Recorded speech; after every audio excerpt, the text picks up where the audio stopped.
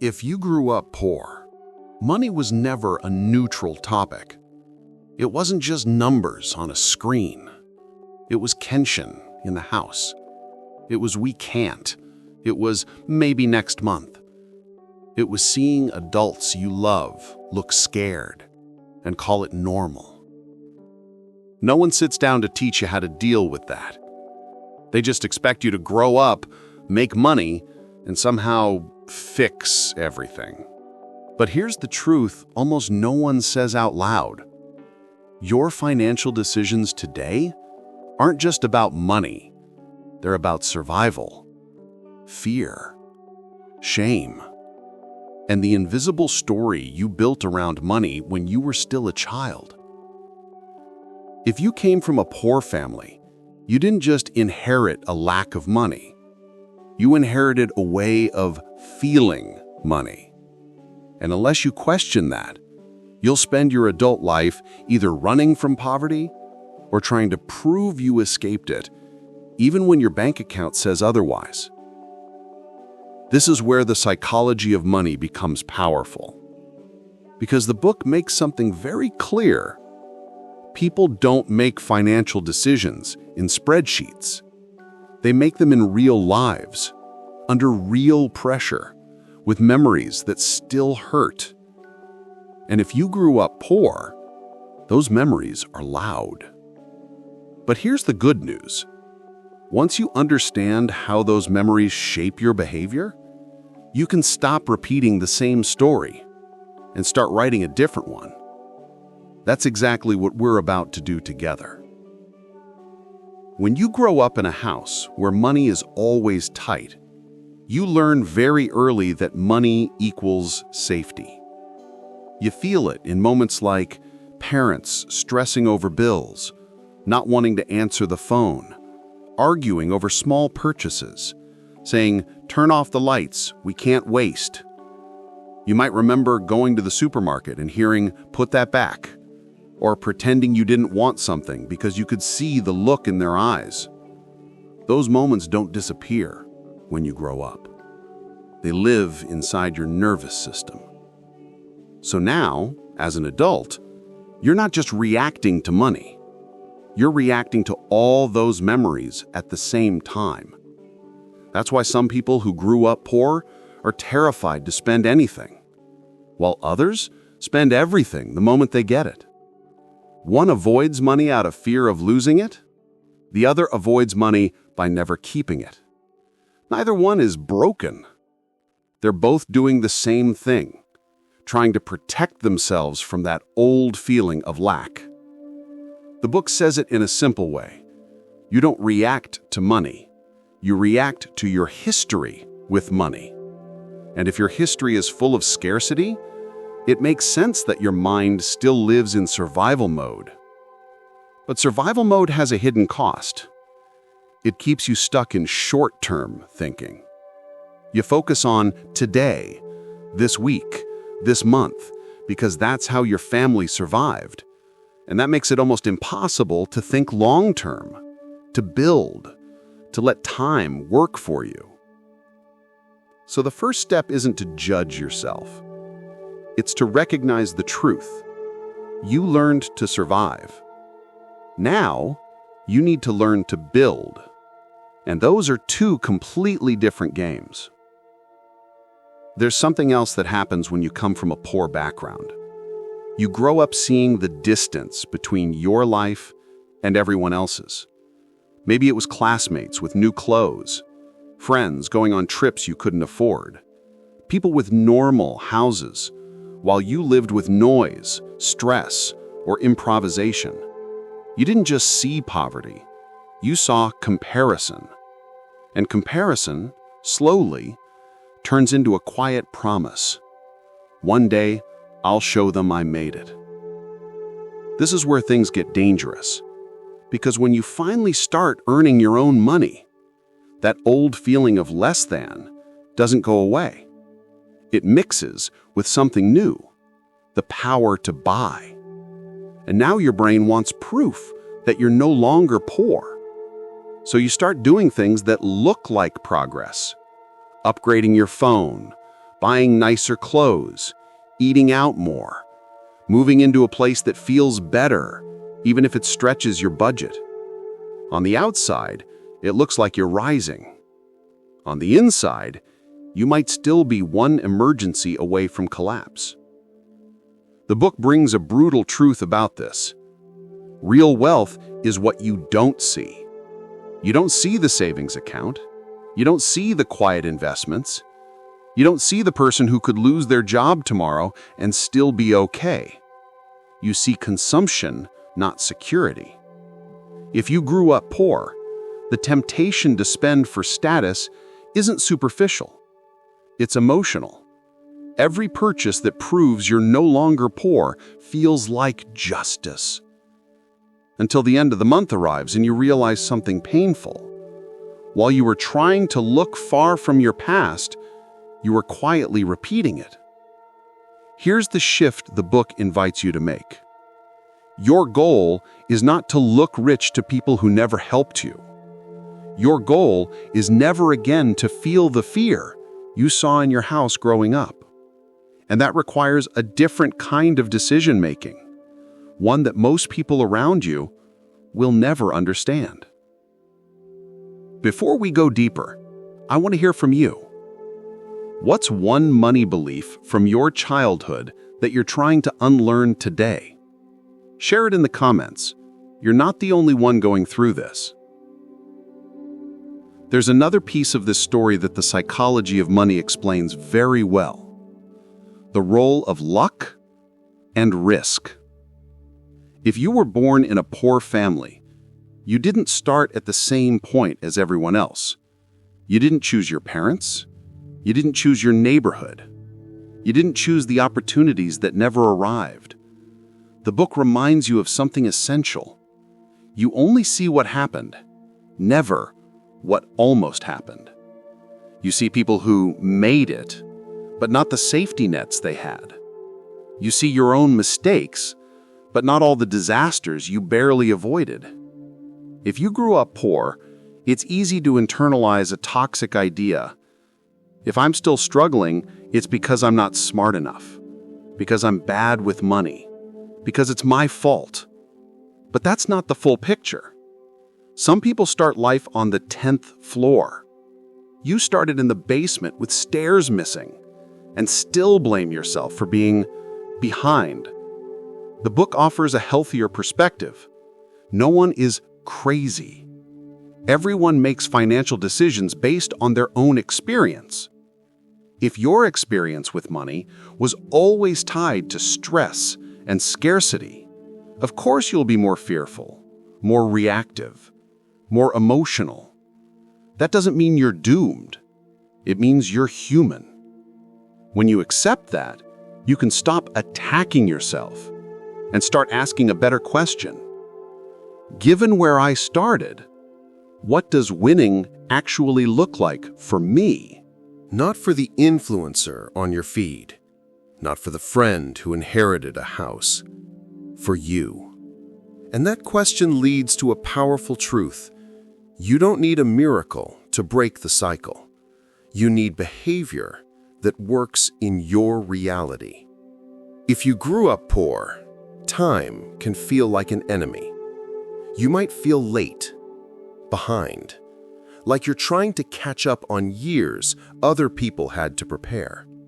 But the book shows something almost unfair. Time is the single biggest advantage you can give your money, especially when you start with little. Here's the problem.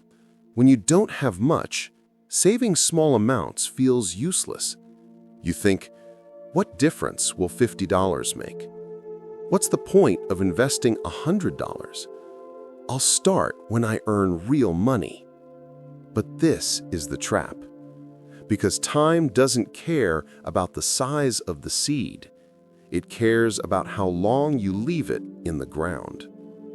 People who start with a lot of money can grow fast, but people who start with little can still grow incredibly far if they learn one skill early.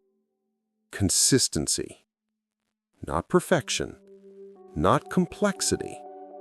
consistency. If you grew up poor, you might feel pressure to make it quickly, to jump into risky investments, to chase the big win, to believe in shortcuts. But shortcuts are dangerous for people without a safety net. The real advantage you can build is quiet. A simple habit of saving something every month, no matter how small. Because here's the truth no one told your younger self.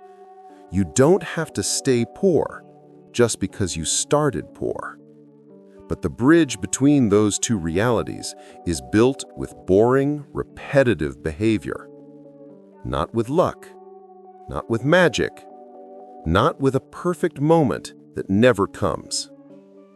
At some point, you might have believed that the way out of poverty was learning secret money knowledge, the right stock, the right business idea, the right online hustle. But the psychology of money insists on something counterintuitive. Financial behavior matters more than financial knowledge. There are people with advanced financial education who are always broke, and people with basic understanding who quietly become wealthy. The difference isn't intelligence, it's behavior. If you grew up poor, behavior is even more important because your emotions around money are louder. You might panic and pull out of good decisions too early, or spend everything the moment you feel a little relief, or sabotage progress because something bad will probably happen anyway. Changing this doesn't start with more information. It starts with new behavior. Saying no to expenses that only exist to impress other people. Saying yes to saving, even when the amount feels small. Refusing to let your worst memories decide your next move. The book makes it clear.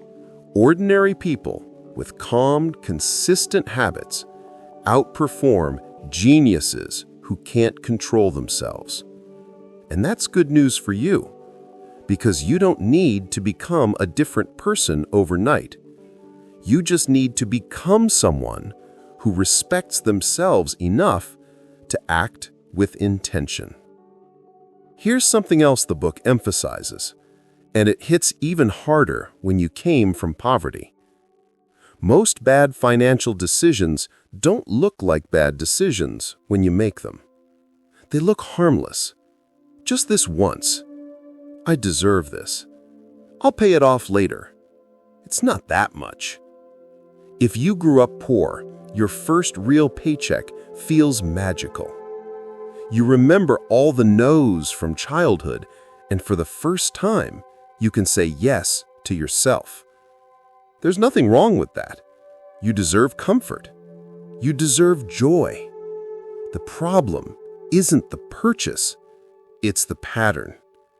Because when "I never had this" meets "I can buy it now," your brain wants to heal years of lack in a few weekends. So you start signing up for payments that follow you for years, using credit to feel normal, spending to silence old feelings of inferiority. And one day, you wake up realizing something frightening. You finally escaped the poverty you grew up in, only to build a new version of it with your own hands. Not because you're irresponsible, but because your nervous system is still trying to protect that child who had nothing. The book helps you see this with clarity. Your brain loves short-term relief, even when it destroys long-term peace. So how do you break this? You don't start with big cuts. You start with small awareness. You pause before clicking buy. You ask, am I doing this to feel better today or to feel safer tomorrow? You notice the difference between healing your past and sabotaging your future.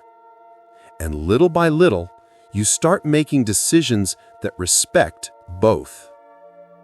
All of this leads to one of the most powerful ideas in the psychology of money, the concept of enough.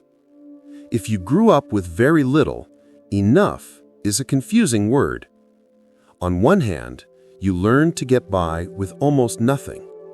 On the other, you promised yourself, when I have more, I'll never say no to myself again.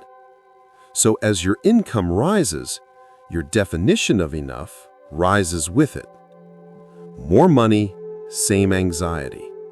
You chase a number that keeps moving. A bigger house, a better car, a higher lifestyle, and you justify it by saying, I didn't have this growing up, I earned it.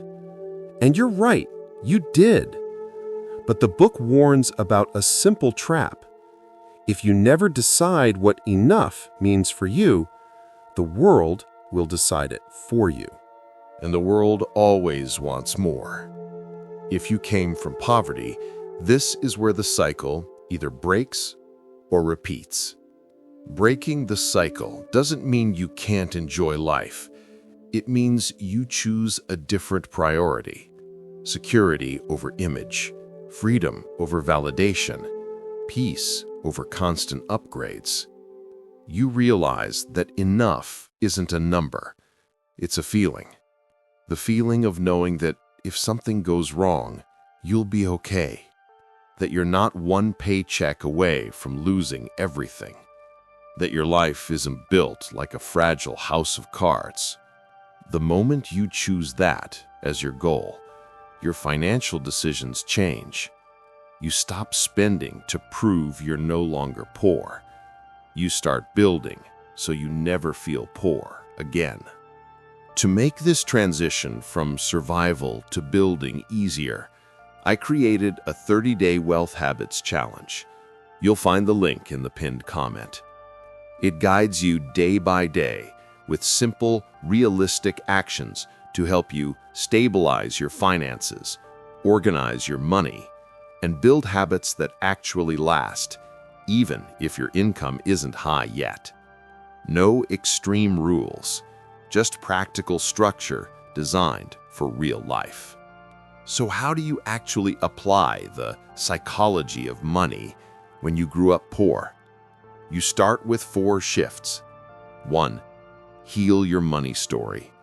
Stop calling yourself bad with money. You were never taught, you were trained to survive. From now on, your question isn't, what's wrong with me? It's, what did my past teach me? And what do I want to teach myself now? 2. Protect your present. Your first goal is not to get rich. Your first goal is to stop living one crisis away from disaster. That means building a small emergency fund, keeping fixed expenses reasonable, avoiding debt that traps you instead of helping you. Security is not a luxury. It's step 1. 3. Grow slowly and quietly.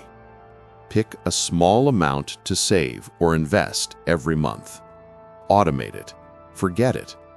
Increase it when you can. Ignore people chasing fast results. Fast is fragile. Slow is stable. 4. Guard your upgrades. When your income rises, don't immediately upgrade everything in your life. This is where many people from poor backgrounds lose their advantage.